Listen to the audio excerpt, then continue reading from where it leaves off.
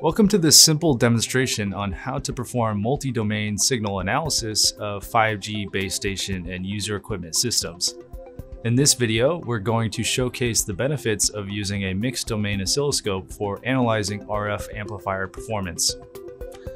Being able to view signals across multiple domains, analyzing several different types of measurements simultaneously with a single instrument is incredibly useful in complex 5G systems where digital, analog, and RF signals interact with each other. Wireless expert Alex Krauska is now going to take us through a typical 5G system debug and validation scenario of an RF amplifier, all analyzed with a mixed signal oscilloscope. Alex? Here in our lab setup, we have a Tektronix 6 Series B MSO as our acquisition hardware, an AWG 70,000 arbitrary waveform generator as our source, which is producing a single NR carrier at 3.5 GHz center frequency with a bandwidth of 100 MHz. It's an uplink signal with 30 kHz SCS, 256 QAM, 11.5 dB OFDM PAPR. The AWG is adjusted for a 250 mV to 500 mV peak-to-peak signal, which is about -11 to -17 dBm composite average power. A Keithley source measurement unit is used to power the device under test. We've also added a current probe on channel 6. And on the 6 Series B MSO, we're running the SignalView VSA software with 5GNR optional plugin, and we've configured it to analyze the signal captured by the scope on channel 1.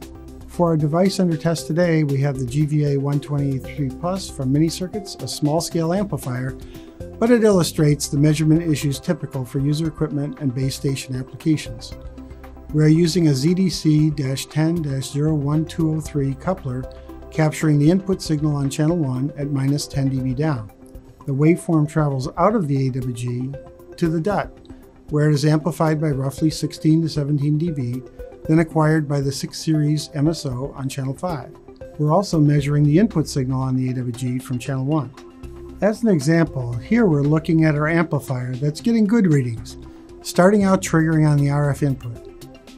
And then suddenly, you see variations when we introduce a disturbance, where we're getting moments of high distortion and you wonder what's causing this.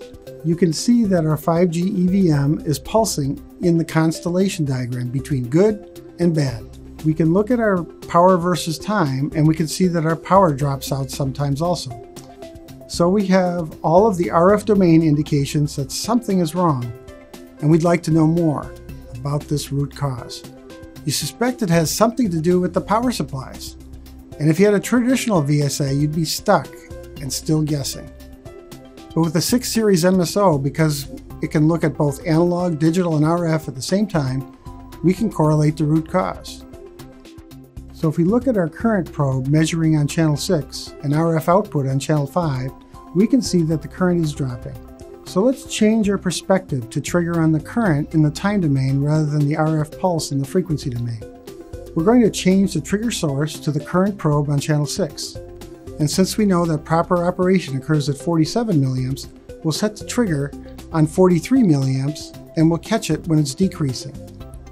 Instead of a pulse limit, we'll set it to trigger on the current edge. We're correlating now the cause of our RF drop with the oscilloscope. And we go to SignalView, we can now catch the moment when the current starts dropping out.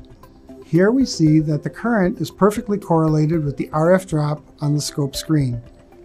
Sure enough, now that we've triggered on the dropout in current, we no longer have a flickering constellation, an EVM display, and we have a much better look at our real problem. And you can see that our EVM is always high because we've triggered on the moment of failure. Now let's see if we trigger on when the current is in spec and see what happens to our RF measurements. To do so, we'll simply change our trigger direction to rising, and now we're capturing when the current is in spec.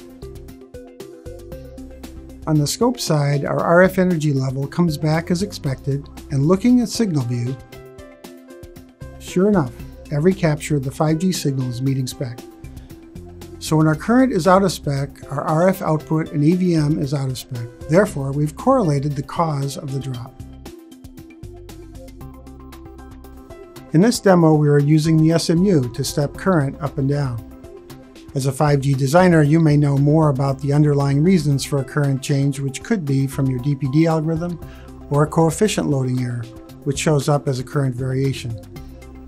With an oscilloscope-based solution, it's also possible to measure and calculate precise amplifier power efficiency metrics, such as power added efficiency, PAE. This device doesn't have a digital bus, but if it did, we could trigger on the digital bus and correlate problems to the digital bus activity. Thank you, Alex.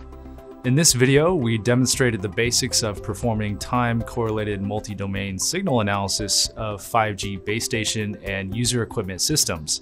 In this case, we used an amplifier.